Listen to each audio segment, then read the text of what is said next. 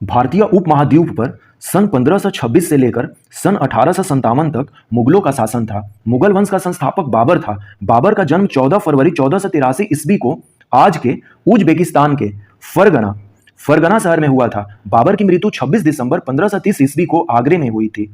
तो जब इसकी मृत्यु आगरे में होती है तो इसके बॉडी को आगरे में ही दफना दिया जाता है, लेकिन बाबर की इच्छा थी कि उसके बॉडी को काबुल में दफनाया जाए। तो 9 वर्ष बाद बाबर का पुत्र हुमायूं जो है बाबर के बॉडी को ले जाकर काबुल में दफना देता है। कई बार ये क्वेश्चन पूछा गया है कि बाबर का जो टूम्ब है या बाबर का जो मकबरा है वो कहाँ स्थित है, तो काबुल में स्थित है।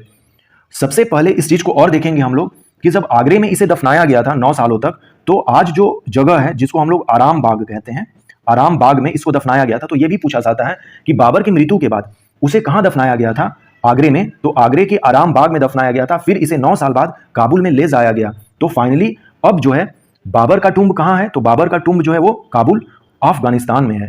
ये अपना इसका ये चीज है। बाबर एक पैदाइशी योद्धा था। बाबर अपने फादर के तरफ से तैमूर लंग का 5वां वंशज था और अपने माता के तरफ से चंगेज खान का यह 14वीं संतान था। इस तरह से जब हम देखते हैं बाबर को, तो बाबर जो है तुर्की नस्ल का चगताई वंश का है।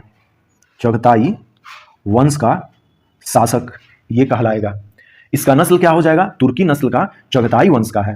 हमने देखा कि इसको क्यों हमने कहा कि बाबर पैदाइशी योद्धा था। जब हम देखेंगे कि ये तैमूर लंग के तरफ से ये 5वीं औलाद था और अपने माता की तरफ से जो इसकी माता थी वो चंगेज खान की जो आने वाली पीढ़ी की थी, उनका ये 14वां वंशज में था। हमने ये भी देखा है कि तैमूर लंग ने भारत पर आक्रमण किया था 1398 में, और चंगेज खान जो है वो जब इल्तुतमिश का शासन था, तो इल्तुतमिश का शासन जो है 1211 से लेकर 1236 तक था। तो इसी बीच में चंगेज खान ने भी भारत पर आक्रमण किया था। इन दोनों ने भारत पर आक्रमण किया था। बाबर के पिता का नाम उमर शेख मिर्जा था। ये देखेंगे कि मिर्जा एक उपाधि है। फाइनली जब बाबर 12 साल का था, 8 जून 1494 ईस्वी को इसे फरगना की गद्दी पर बिठाया जाता है जब इसकी उम्र 12 साल थी। ये क्या करता है कि 1507 में जो मिर्जा की उपाधि थी, पहले ये लोग मिर्जा अपने नाम के आगे या पीछे लगाते थे। जैसे कि इसके पिता का नाम हमने देखा कि बाबर के पिता का नाम क्या था, उमर शेख मिर्जा था। बाबर का जो बचपन का नाम था वो था जहीरुद्दीन मोहम्मद। इसके नाम के भी आगे देखिए मिर्जा लगा हुआ है, ये इसकी उपाधि है। तो मिर्जा एक उपाधि थी। 1507 में बाबर को ऐसा लगता है कि नहीं, मिर्जा नहीं, अब हमें एक उपाधि धारण करनी चाहिए जो वो बादशाह। तो अब ये मिर्जा के जगह पे बादशाह कहलाना अपने आप को पसंद करता है। तो बादशाह की उपाधि 1507 में बाबर धारण करता है। नेक्स्ट जो अपना टॉपिक है, जो कि एग्जामिनेशन में कई बार क्वेश्चन पूछे गए हैं, Uttar Pradesh public service commission हो या अदर पब्लिक सर्विस कमीशन, कि बाबर के कितने पुत्र थे। बाबर के मुख्यतः 4 पुत्र थे। एक है हुमायूं, दूसरे हैं कामरान, तीसरे हैं अस्करी और चौथे हैं हिंदाल। जब बाबर की मृत्यु होती है तो ये चारों भाई जो है ना, जितने जगह पर राज करता था बाबर, उसको इन लोगों ने 4 भागों में बांट दिया। और बाबर जो है जब 1530 ईस्वी में मरा था, तो ये ऑक्सस नदी से लेकर बिहार का जो घाघरा नदी है वहां तक और हिमालय से लेकर ये ग्वालियर तक का पूरा जो है लैंड पर ये कब्जा कर लिया था। अभी देखेंगे हम लोग। तो हमने अभी बाबर के पुत्रों को देखा। बाबर जो है भारत पर सबसे पहला अटैक 1519 ईस्वी में करता है यूसुफजाई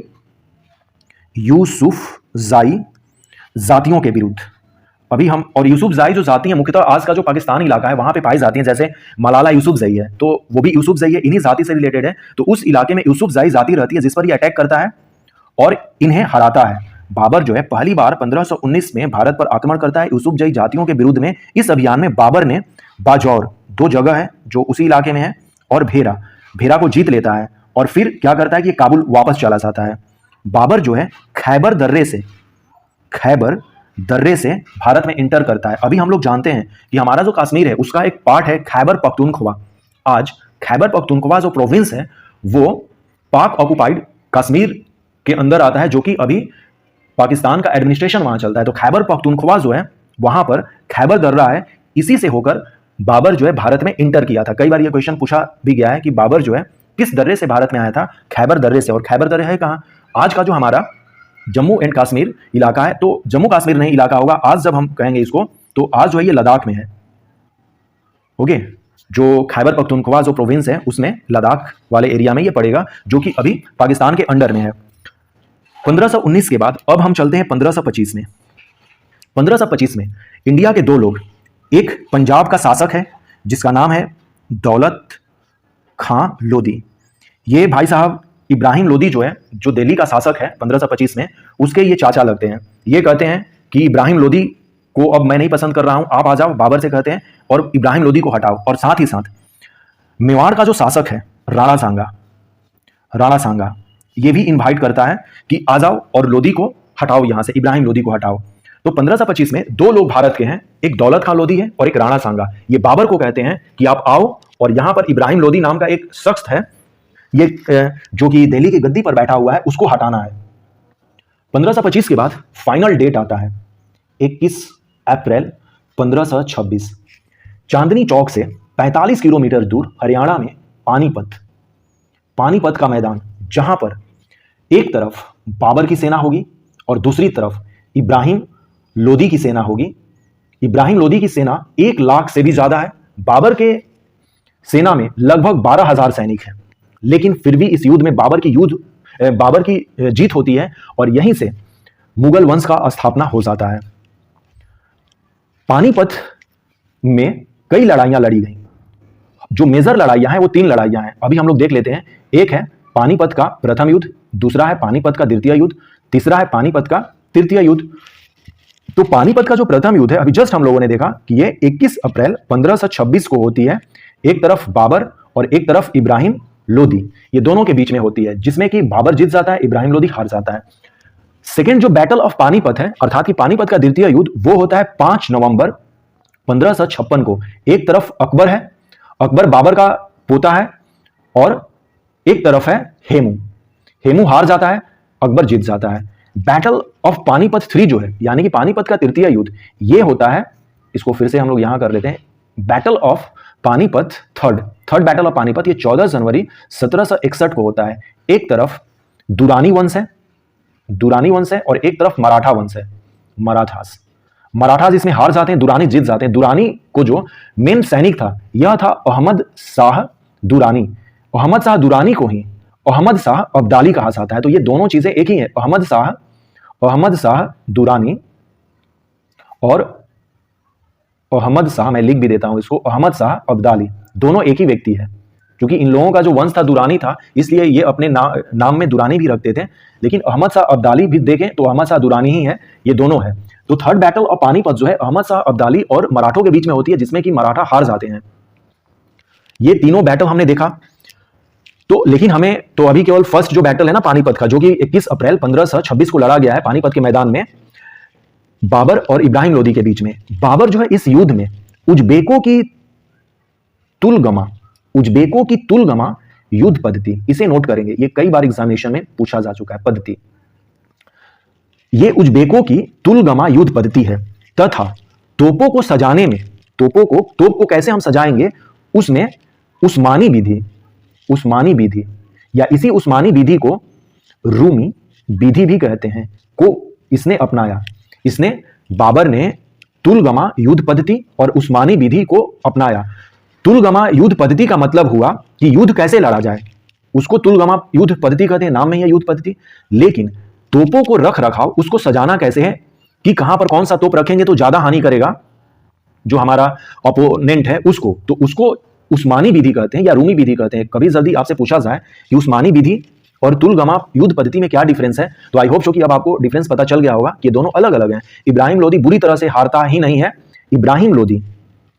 इब्राहिम लोधी जो लोधी वंश का लास्ट शासक था, मध्यकाल का प्रथम शासक था जो युद्ध स्थल में मारा गया। लोधी जो है युद्ध स्थल में मारा गया, यह मध्यकाल का प्रथम शासक था। इसके साथ साथ इसका मित्र जो है ग्वालियर का राजा विक्रमजीत भी था, यह भी इस युद्ध में मारा जाता है। विक्रमजीत को जानना इसलिए भी इंपॉर्टेंट हो जाता है कि विक्रमजीत के परिवार के पास कोहिनूर हीरा था। अब ये मारा जाता है कोहिनूर हीरा, विक्रमजीत मारा जाता है तो कोहिनूर हीरा जो है वो हुमायूं ले लेता है। हुमायूं क्या करता है, कोहिनूर हीरा ले लेता है। किससे? विक्रमजीत के परिवार से। तो यहां पर यह जानना जरूरी है कि कोहिनूर हीरा मुगलों के पास कब आया, हुमायूं से आया, और कहां से आया, तो बिक्रमजीत के परिवार से आया। बाबर के पास कोहिनूर हीरा नहीं था, हुमायूं के पास था, और ये चलते चलते अकबर, फिर जहांगीर और शाहजहां ने तो इसे तख्त ताउश में जड़वाया था। हम लोग उसके बारे में बाद में डिटेल्स में करेंगे, लेकिन मैं यहां पे केवल ये बताना चाहता था कि कोहिनूर हीरा मुगलों के पास कब आया, हुमायूं किस शासनकाल में आया। एक्चुअली हुमायूं ने इसे ले लिया था, बाबर कहीं, चूंकि देखिए 1526 में तो ये मारा जाता है ना, 1526 में तो बिक्रमजीत मारा जाता है, लेकिन कोहिनूर जो था वो बिक्रमजीत के परिवार के ही पास था। लेकिन कुछ सालों बाद हुमायूं उससे लेता है, तो यहां पे कंफ्यूज बिल्कुल नहीं होना है।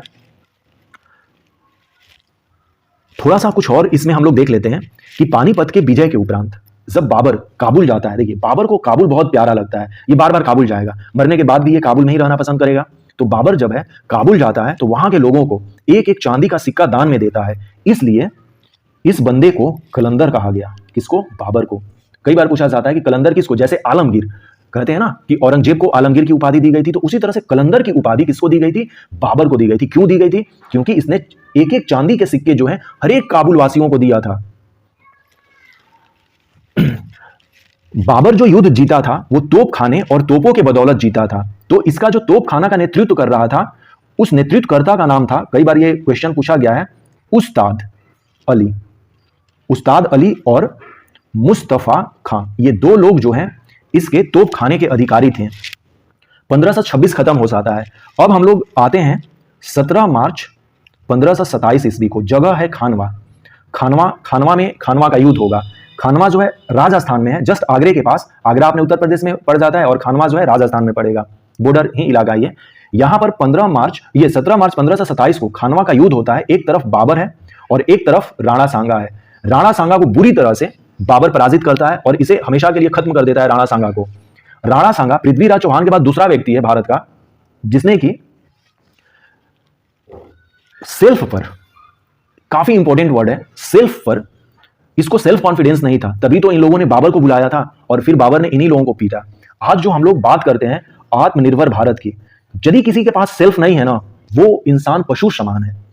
कई हमारे राइटर्स ने भी कहा है कि जैसे हमारी भाषा नहीं होगी, निज भाषा का हमें अभिमान ही नहीं होगा, तो फिर वो मनुष्य ही कहां होगा। तो उसी तरह से इस व्यक्ति को, जो राणा सांगा है, इसको खुद पर विश्वास नहीं था। पृथ्वीराज चौहान को यह कहा जाएगा कि इस व्यक्ति को भी खुद पर विश्वास नहीं था कि मोहम्मद जो गौरी था उसको छोड़े तराइन के बैटल में। फिर तराइन का जो सेकेंड बैटल होता है उसमें बुरी तरह से हारे, और हम लोगों को पता है कि जो 1206 है उसके बाद से दिल्ली सल्तनत की स्थापना होती है। 1192 में तराइन का जो सेकेंड बैटल होता है उसमें पृथ्वीराज चौहान हारते हैं मोहम्मद गौरी के हाथों, और फिर यहीं से स्टार्टिंग हो जाता है जो रूल है। तो ये सारी चीजें देखना हमें बहुत इंपॉर्टेंट है। इन्हीं सारी चीजों को देखते हुए आज जो भी कंट्री बेहतर परफॉर्मेंस कर रही है, केवल और केवल आत्मनिर्भर से ही कर रही है। हम भारत के नागरिक हैं तो हमें आत्मनिर्भर भारत बनना ही होगा। ये हमें हिस्ट्री हमें सिखाती है, बताती भी है। राणा सांगा से जो युद्ध हुआ था ये इसलिए इतना इंपॉर्टेंट हो जाता है कि जो बाबर है ना, बाबर इस युद्ध को जिहाद में कन्वर्ट कर दिया था। इसने नारा दिया जिहाद का, और मुसलमानों पर लगने वाले तमगा कर को इसने समाप्त कर दिया। इस युद्ध में सिंपल सी बात है, बाबर जीतेगा ही, क्योंकि राणा सांगा पर तो सेल्फ कॉन्फिडेंस ही नहीं था उसके पास। बस वो तो खुद बाबर पर डिपेंड था ना, तो वो कैसे जीतेगा उस व्यक्ति से। खानवा के युद्ध में राणा सांगा पीटा जाता है और बाबर गाजी की उपाधि धारण करता है। इससे पहले तो ऑलरेडी हम लोगों ने देखा कि 1507 में वो पादशाह का पदवी धारण किया था। अब वो पादशाह से नहीं मानता है, बाबर कहता है कि नहीं, अब मैं गाजी की उपाधि धारण करूंगा। गाजी का मतलब होता है योद्धा, धर्म प्रचारक, ये धारण कर लेता है। तो बाबर ने गाजी की उपाधि कब धारण की थी? खानवा के युद्ध में राणा सांगा को पीटने के बाद। ऐसा हम लोग इस बात को कह सकते हैं, क्योंकि ये हमें सीखना चाहिए। नहीं सीखेंगे तो फिर ऐसे ही हम गलतियां करते रहेंगे। नेक्स्ट 29 जनवरी 1528 का समय है। चंदेरी युद्ध होता है। चंदेरी युद्ध में एक तरफ बाबर है और एक तरफ मेदिनी राय है। इसमें मेदिनी राय हार जाता है, बाबर जीत जाता है। नेक्स्ट जो है 6 में 1529 ईस्वी को घाघरा का युद्ध होता है। घाघरा ये नदी जो है उत्तर प्रदेश और अपने बिहार का जो बॉर्डर रिवर है घाघरा, उसी नदी के तट पर लड़ा जाता है। 6 में 1529 को एक तरफ बाबर है और एक तरफ जितने अफगान हैं, बिहार और बंगाल के जो अफगान हैं, जो अफगान लोग हैं जिसके कि शेरशाह सूरी भी होंगे, जिनके खानदान थे शेरशाह सूरी के खानदान लोग, अफगान लोग, वो हार जाते हैं इस युद्ध में। तो एक तरफ बाबर और एक तरफ अफगान लोग हार जाते हैं, बाबर जीत जाते हैं। तो बाबर ने अपने लाइफ में इंडिया में 4 युद्ध जो है मेजर इंपॉर्टेंट लड़े। पहला हमने देखा कि 1526 में first battle of Panipat, second 1527 Khanwa, third 1528 में जो कि ऑलरेडी हमने देखा चंदेरी, और 1529 घाघरा का युद्ध। तो ये 4 युद्ध हैं, इसने जीते। बाबर कुषाणों के बाद पहला शासक था जिसने काबुल एवं कंधार पर नियंत्रण स्थापित किया एवं ऑक्सस नदी से लेकर घाघरा नदी तक और हिमालय से लेकर ग्वालियर तक के मध्य के क्षेत्र का स्वामी बन गया। और जब इसकी मृत्यु होगी तो हम लोग अगले वीडियो में देखेंगे, जब हुमायूं का राज आएगा इसके मृत्यु के बाद 1530 के बाद, तो हम देखेंगे जो चारों पुत्र थे अपने अपने हिस्से के लिए बांट लिए। हुमायूं ने आगरा वाला इलाका लिया और यही फिर जो है आगे बढ़ के मुगल साम्राज्य में परिवर्तित हो जाएगा, आगे हम लोग देखेंगे। बाबर की जब मृत्यु हुई थी 1530 में, तो इसे हमने देखा कि आराम बाग, आज नाम है इसका आराम बाग, जो आगरे में है, उसका पहले आराम बाग का नाम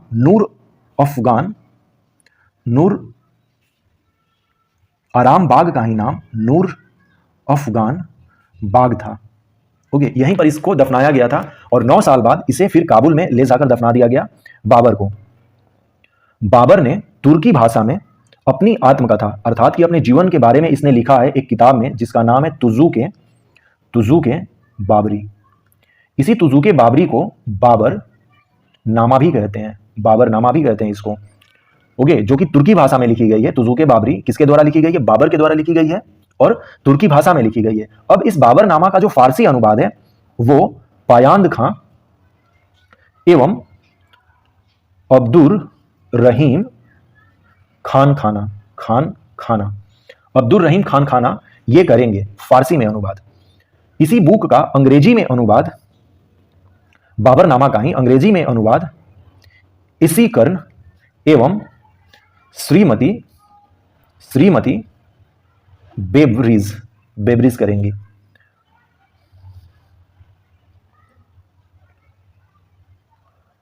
बाबर से रिलेटेड एक और इंफॉर्मेशन देख लेते हैं कि बाबर ने रिसाल ए उसज की रचना की, जिसे खत ए बाबरी भी कहते हैं। ये खत भी लिखता था।